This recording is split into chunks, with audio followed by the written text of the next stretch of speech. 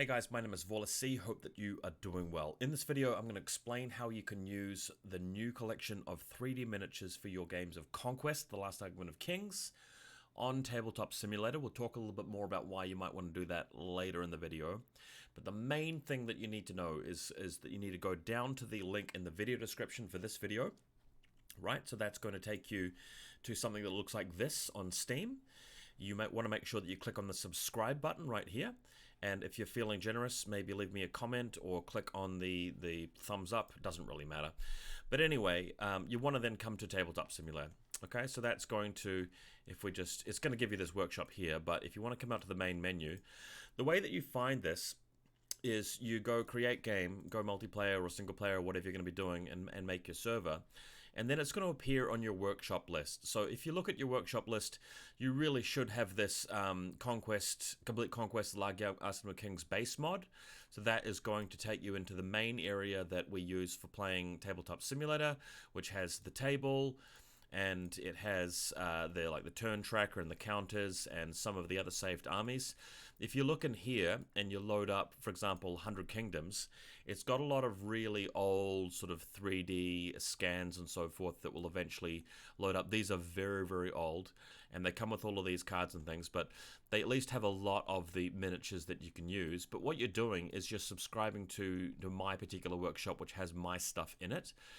Some of you guys may also be aware of Khalees, who did basically bring in some 3D miniatures from other places, Thingiverse or wherever he's looking for the bits and pieces. And the problem with this is that if you are on a new computer or if you haven't downloaded this mod in a while, all of the bases that the miniatures are standing on are broken. So when I look at this on my new computer, there are no bases underneath these miniatures, even though they're really cool miniatures. And I have to go back on my old computer because I can't really find the item that needs to be copied across. If anybody knows how to fix this, if you have it cached in your own computer and you can find the specific thing that actually looks up the base model that these miniatures are on, then great, please let me know, because there's a lot of good stuff here. But if you subscribe to my workshop by clicking on the link in the video description, it's going to give you this thing called 3D Miniatures, Conquest the Last Argument of Kings. We're going to left click this and load it up. And here is my new area, which I've been working really hard on over the last few weeks. So as you can see, we already have 3 beautiful armies with Druin, 100 Kingdoms, and Dwegum already in the modder. And if you look closely, you can see that these are pretty good compared to what we've previously had for Conquest. So this has been photo scanned using techniques that I learned from my days with Infinity. What's happening here is that I'm effectively getting a camera out, a good DSLR camera, and I'll just see if I can find it. And I'm basically taking 50 photos per image, per stand rather. Got my photograms here. So if we look at this folder right here and we click on, for example, I know Imperial Officer, the images look like this. So I'm obviously taking a lot of photos of them, and I'm editing them in Lightroom, Adobe Lightroom, to get the background darkened and the colors looking right. And then what's happened is it's scanned into the mod so that it looks like this, and you've got a nice little square thing which you can now play with. You can rename it and sort of play around with it, and obviously these stands here, which we've all been using for Tabletop Simulator, has been really working very well. Right click it, show buttons, you can lock it, move this and make it bigger, and that's how you'd assemble, you know, your Imperial Officer with the Steel Legion in it. Just do this. And they're designed so that these square bases just are nice and tight. They don't really overlap with each other, and you can make a regiment really nicely, and you can save it, move it into your game. What I really recommend is that when you're going into the base mod to make an army, you click on Games up here, go and find my workshop mod, click on the little 3 dots at the top of the icon, left click that, go search, and then drag what you need into the game. And you can easily search. For example, if you're looking for Steel Legion, you just do that, and you find the Steel Legion here. And I'll show you again how to do that in a minute. But we have this entire collection ready to go, and I am working on this every day pretty much to scan more stuff in. As you can see, there's heaps of stuff that I've just added recently. We've got Crimson Towers in there, Ashen Dawn. One of my Ashen Dawn's not done yet, so I'm just using the St. George in the meantime, which looks really, really cool. I have a lot of 100 Kingdoms miniatures in real life, as you guys know, so it's going to be a lot of stuff like this. My full Dwegom collection is in here as well, pretty much, with a couple of 3D printed ones, but it's mostly Parabellum stuff, of course. And this is just a fully playable army. And of course, this is all free to use, by the way. Tabletop Simulator itself costs about 20 bucks. Once you've got that, you don't have to pay any money to use this stuff. I encourage everybody to just help yourselves. It's all there for you to use and to make your armies with, okay?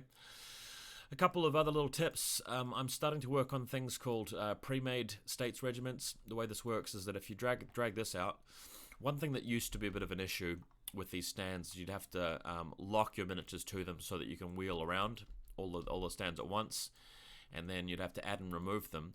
What I've done here is if you hover your mouse button over it and click the 2 button on your keyboard, it'll immediately remove the one to the right. If you want the other one removed instead, you go to the 3 button, see how they're swapped around, so your preference as to which one comes away, and hitting 4 will just subtract this thing back to a command stand, and that's a really easy way to remove casualties or even heal stands back without having to unlock this stand and put them back there. And I'll just briefly show you how you can make those, right? So the way it's done is you'd have this group of Raptor Riders, for example, and let me just drag select it, hit copy, and let me just paste it like 4 times, okay? So this is going to be the first state here, and in this one we're going to delete this guy, and this one we're going to delete this guy. So I'll go show buttons, subtract that, make these guys fit to that stand and lock it. And I can delete this thing, so that's going to be our second state. On this one, I'm going to go show buttons, lock that.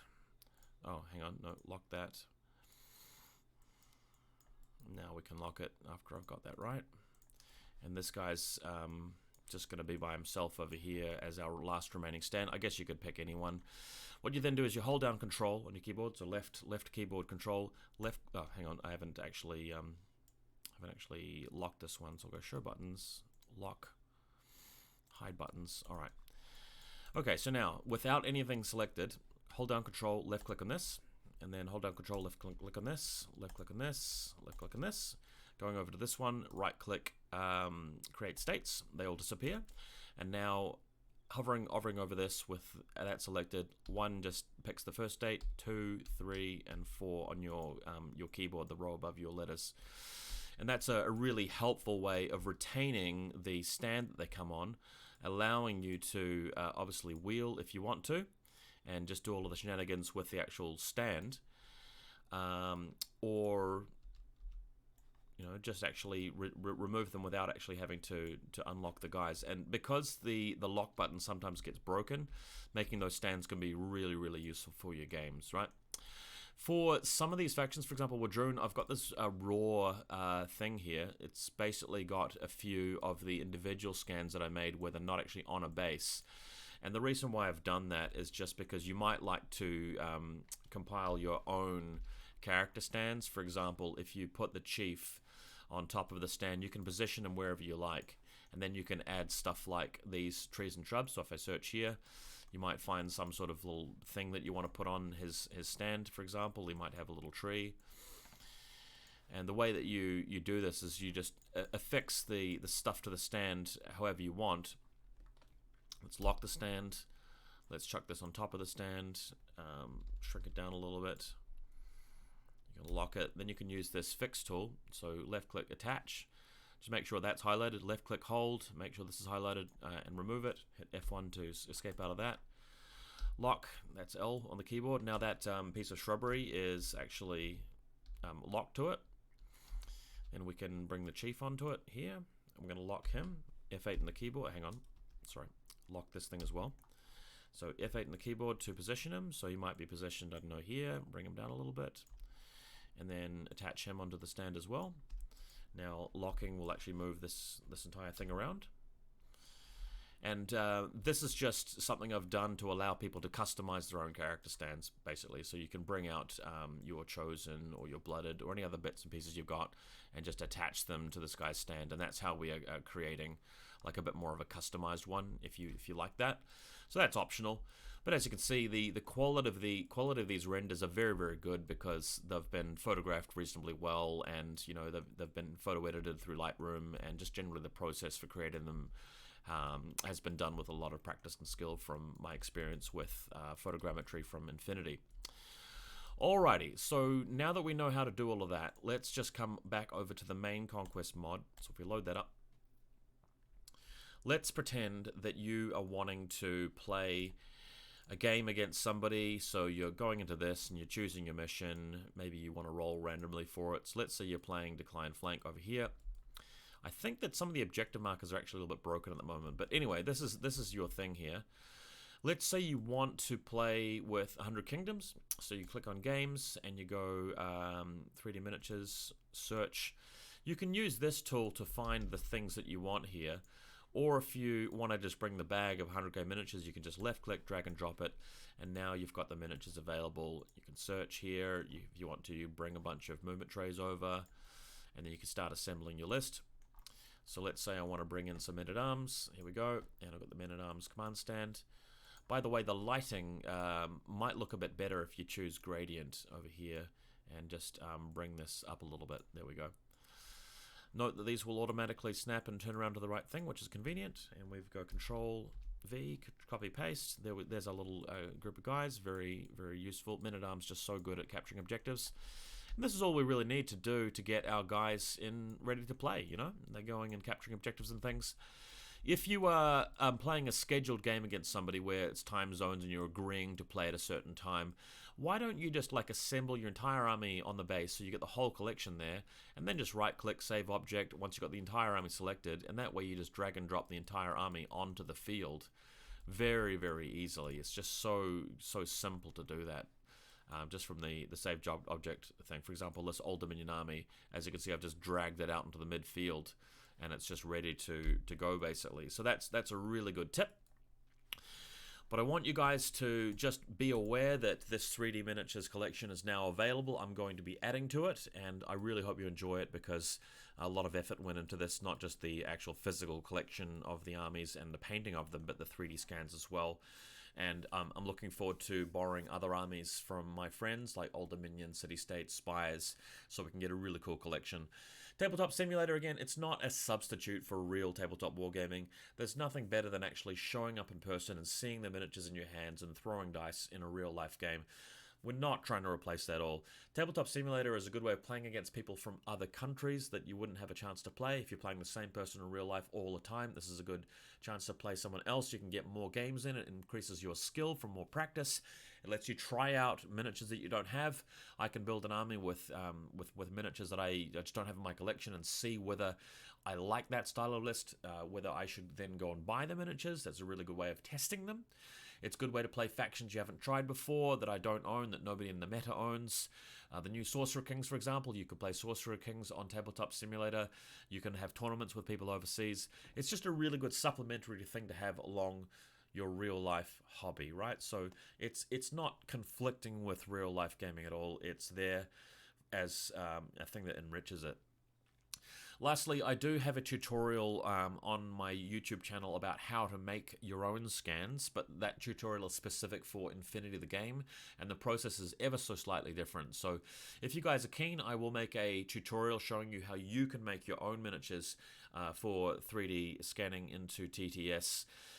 Bear in mind that there's a photography stage, so if you don't have a camera, you're not very good at photography, but you have a really awesome computer, great graphics card and everything like that, it can be done as basically a team where you can have one person scanning their miniatures and another person actually importing them into the game and doing the actual 3D processing stuff.